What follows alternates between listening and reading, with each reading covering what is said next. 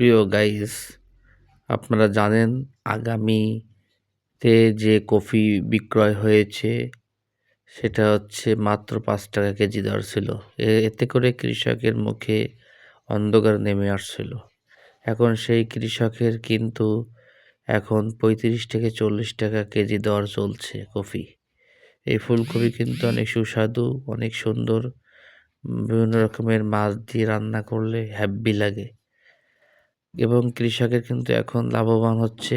যারা নাবি করে ফুলকপি চাষ করেছিল তাদের কিন্তু এখন বাম্পার ফলন এবং ৩৫ থেকে ৪০ টাকা কেজি চলছে।